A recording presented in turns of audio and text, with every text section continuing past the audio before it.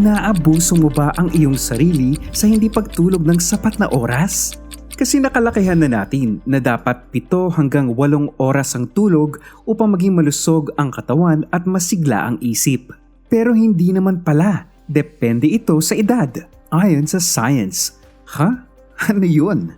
Pero bago tayo magsimula, huwag kalimutang i-like ang aming video, mag-subscribe sa aming channel at i-turn on ang notification bell. Now you won't miss any of our new videos. Bakit importante ang tulog? Mahalaga ang sapat na tulog upang matulungang mapanatili ang kalusugan at kasiglahan ng katawan ayon sa Medical News Today. Pwedeng ihalin tulad ang pagtulog sa pagkain ng balanced diet upang makuha ng katawan ang lahat ng health benefits nito. Maaaring ikagulat nyo ito, pero ayon sa science, ang bilang ng oras ng pagtulog ay depende sa iyong edad. Hindi porke teenager at full of energy ka ay pwede na ang less sleep. Nope. Pero pag-usapan muna natin kung ano ang nangyayari sa iyo kapag kulang o walang tulog. Sa dami ng ginagawa at gusto pang gawin, kulang ang 24 oras. Kaya karamihan sa atin ay inilalaan ang weekend upang matulog ng mahabang oras. Pero hindi kayang bawiin ito ang nawalang tulog noong weekdays. May negative effects na ito sa itutulog mo pa kinabukasan. Humihina rin ang iyong immunity na maaring mapunta sa seryosong problema. Sa mga pag-aaral na ginawa sa mga taong kulang sa tulog, lumalabas na 12% ang taas ng panganib ng premature death kumpara sa mga taong kumpletong 8 oras ang tulog. Narito ang maaaring mangyari sa iyong katawan kapag kulang sa sleep, ayon sa Healthline. Madaling magkasakit. Dahil kulang sa lakas ang iyong katawan, madali kang dapuan ng sakit. At dahil masama ang pakiramdam, lalo kang hindi makatulog na nakadaragdag sa problema. Hirap mag-isip. Isang gabi lang na hindi kumpleto ang tulog ay may major effect na sa pag-iisip.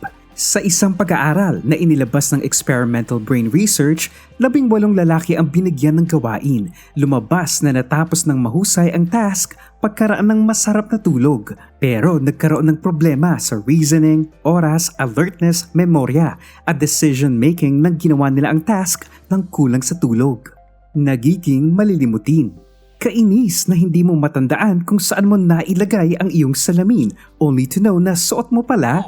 Ibig sabihin, hirap ang isip na iproseso ang dati nang nakastore na information sa isip kapag kulang sa tulog. Paano pa kung new info?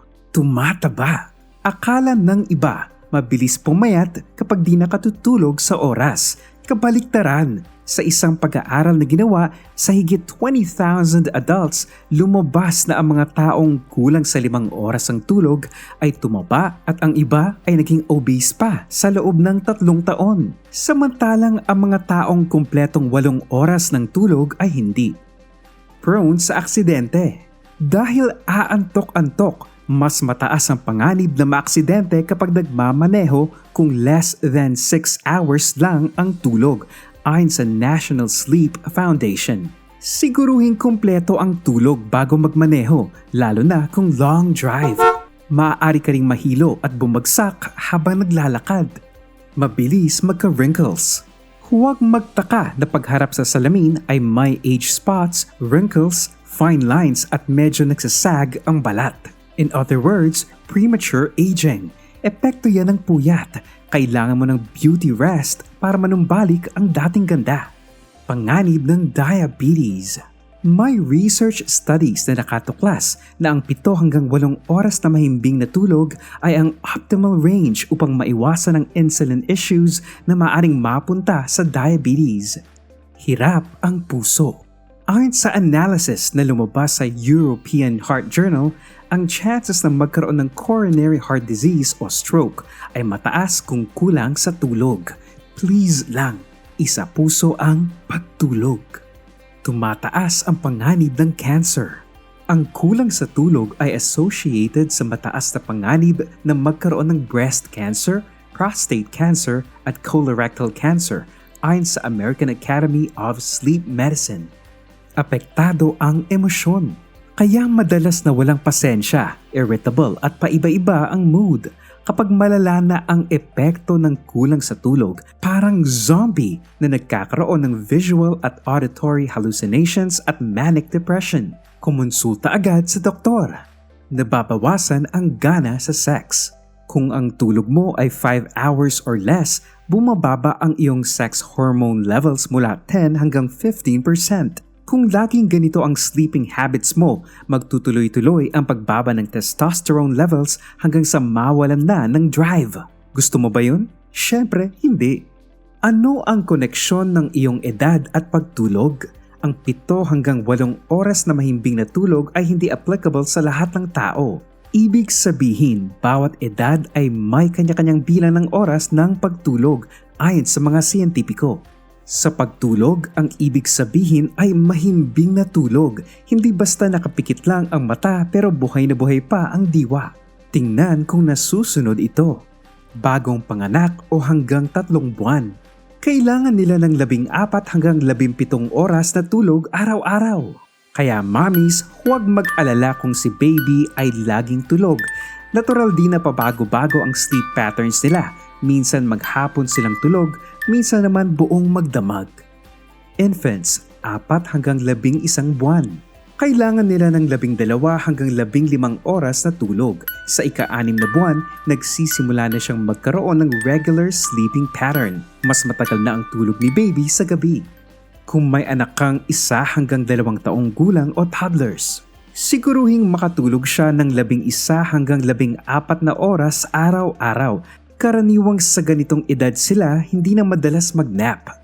Sa preschoolers, 3 hanggang 5 taong gulang, kailangan nilang matulog ng 10 hanggang 13 oras araw-araw o galiin ding patulugin sila sa tanghali. Ang mga batang 6 hanggang 13 taong gulang ay kailangan ng 9 hanggang 11 oras na tulog. Sa edad na ito, mayroon na silang family, school at social activities na karaniwang nakaaapekto sa tamang oras ng pagtulog. Make sure na masunod pa rin ang bedtime nila.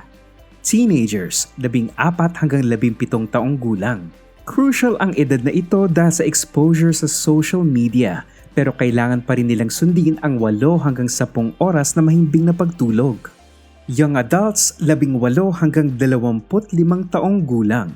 Dito na nagsisimula ang unti-unting pagbawas ng mahimbing na tulog dahil sa pressure na pag-aaral, trabaho, relasyon at social media. Upang maiwasan ang ganitong stresses, kailangang matulog ng 7 hanggang 9 na oras araw-araw. Mga taong edad 26 hanggang 64, 7 hanggang 9 hours na tulog araw-araw ay sapat na upang makapahinga ang katawan at isip. Sa mga senior Rita at senior Rito, 65 pataas, 7 hanggang 8 oras na tulog ay swak na para magka-energy muli kinabukasan. Siguruhin lang na i-maintain ito.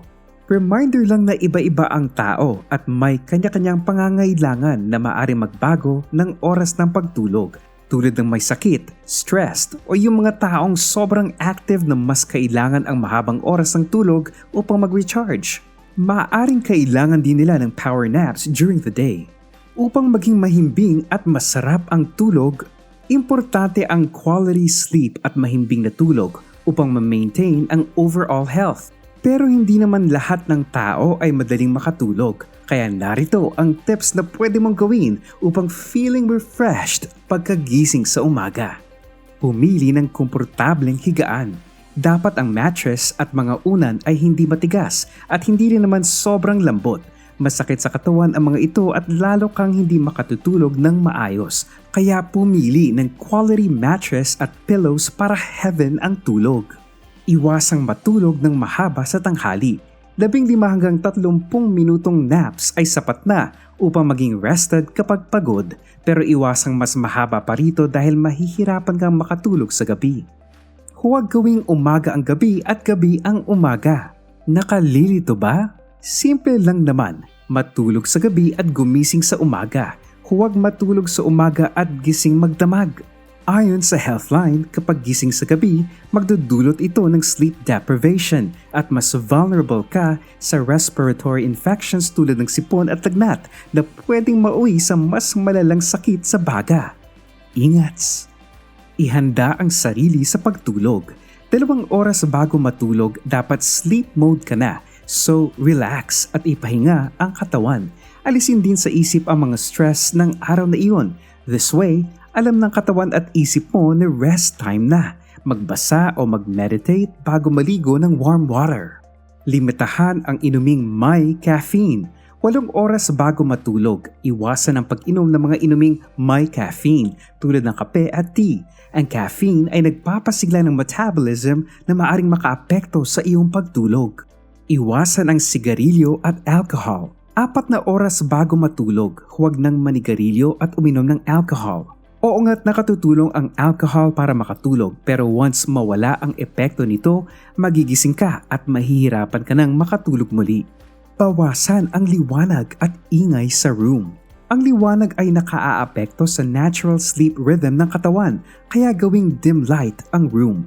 Hinaan din ang TV o gadgets, o mas mabuti sigurong i-turn off na ang mga ito para tahimik ang paligid. Limitahan ang paggamit ng social media. Masarap manood ng movie bago matulog o kaya naman ay makipagtsikahan sa mga kaibigan. Pero kadalasang hindi na mamalayan na tumatakbo na ang oras. Pagbigay ng limit kung hanggang anong oras lang dapat mag-social media upang ma-maintain ang bedtime routine.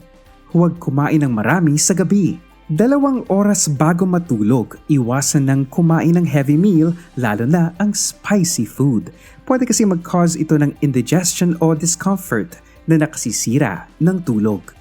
Maglakad-lakad. Bago matulog, maglakad-lakad upang mabawasan ang little aches and pains na nararamdaman na nakasisira sa tulog. Masarap ding makalanghap ng cold, fresh air sa gabi. Matulog sa parehong oras at gumising sa pareho ring oras. Kung natulog ka ng 10 p.m., gumising ka ng 6 a.m. araw-araw sa parehong oras. Meron tayong internal body clock na ang tawag ay circadian rhythm. Ito ay ang ating brain's natural bedtime at morning wake-up schedule. Kahit pagod at hindi makatulog, gawin pa rin ito. Kapag nasanay na ang ating katawan at isipan sa ating bedtime routine, madali lang matulog ng mahimbing at gumising ng masarap. Now, you may doze off. 2 cents worth of advice. Importante na kumpleto ka sa tulog gabi-gabi according to your age. Pero kung nakararanas ka ng hirap sa pagtulog, may insomnia, puyat o pagod, kahit sinubukan mo na ang lahat ng tips na ito, magkonsulta na agad sa iyong doktor upang mabigyan ka ng karampatang lunas. Okay, good night. Ikaw, binibigyang importansya mo ba ang pagtulog? Anong oras ka natutulog at nagigising? Tell us your bedtime routine in the comment section below. Don't forget to hit the like button, share this video with your friends, and subscribe to Clever You.